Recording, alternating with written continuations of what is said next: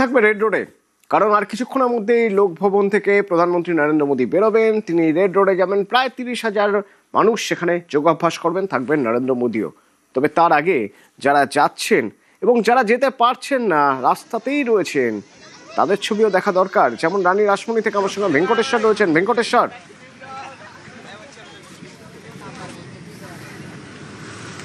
একদমই অতনু, আন্তর্জাতিক যোগ দিবস এবং সেখানে প্রধানমন্ত্রী প্রথমবার আন্তর্জাতিক যোগ দিবসের যে মূল অনুষ্ঠান কলকাতায় এবার হচ্ছে, সেখানে তিনি আর কিছুক্ষণের মধ্যেই উপস্থিত হবেন।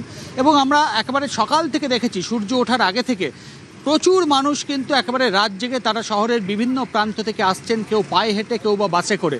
আমি এই মুহূর্তে রয়েছি, শুধু শহরের সমস্ত পথ গিয়ে যে মিশেছে রেড রোডে তা নয়, জেলা থেকেও দূর দূরান্ত থেকে মানুষজন তারা আসছেন আজকে প্রধানমন্ত্রীর সঙ্গে একসাথে যোগ দিবসের অনুষ্ঠানে অংশ নেবেন। তুমি দেখতে পাচ্ছ আমার সঙ্গে রয়েছেন এই মুহূর্তে একটা হাওড়া থেকে তারা এসছেন বিভিন্ন বয়সীর। আমরা দেখতে পাচ্ছি একেবারে খুদে যারা রয়েছে তারাও কিন্তু এসছেন এবং প্রধানমন্ত্রীর আজকে যোগ দিবসের অনুষ্ঠান, সেখানে তারা অংশ নেবেন।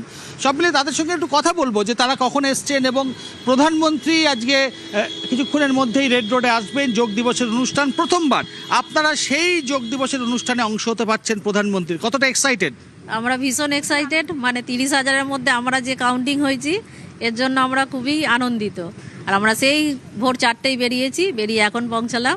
আমরা আসছি কোনা কালচারাল সেন্টার থেকে, আর আমাদের সুব্রত স্যার আর শৈবাল স্যারের সহায়তা। বলছি, প্রধানমন্ত্রীর সঙ্গে একসাথে যোগে অংশ নেবে, কতটা খুশি? অনেকটাই খুশি আমরা। কি বলবে, তুমিও তো যোগে অংশ নেবে?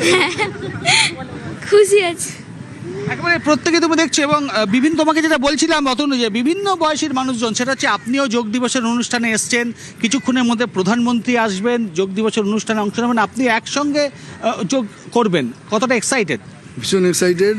আমি বরাবরই একদম ছোটো থেকেই যোগাসন লাইনেই রয়েছি, আজকে এখানে আসতে পারছি, আমি সত্যি খুব এক্সাইটেড, ভীষণ ভালো লাগছে। একেবারে আমরা দেখছি, একটু কথা বলবো আরও কয়েকজনের সঙ্গে। আর কিছুক্ষণের মধ্যেই জানো অতনু যে প্রধানমন্ত্রী পৌঁছে যাবেন, তার আগে তাদেরও তাড়াহুড়ো রয়েছে, তারা যত তাড়াতাড়ি সম্ভব সেখানে পৌঁছতে চাইছেন। আজকে প্রধানমন্ত্রীর সঙ্গে একসাথে যোগ দিবসের অনুষ্ঠান, কতটা এক্সাইটেড এবং কি পরিকল্পনা নিয়ে রেখেছেন? প্রধানমন্ত্রীর সঙ্গে একসাথে যোগ করবেন ভেবেছিলেন? হ্যাঁ, এটা একটা, যখন থেকে ঘোষণাটা হয়েছে সেই থেকে একটা আমাদের পরিকল্পনা ছিল এবং আমরা সেই মতোই সমস্ত তোড়জোড় করেছিলাম এবং যথাযথ টাইমেও আসার চেষ্টা করেছি, কিন্তু বিশেষ কারণের জন্য দেরি হয়ে গেছে। তাই আমরা প্রচণ্ড এক্সাইটেড যে কতক্ষণে তিনি আসবেন, তাদের সঙ্গে এতদিন প্রথম কলকাতায় আন্তর্জাতিক যোগ দিবস, মূল অনুষ্ঠান হচ্ছে কলকাতায়। তো ধর্মতলা চত্বরের ছবিটা একবার দেখা যাক। সুস্মিতা আছে আমার সঙ্গে। সুস্মিতা,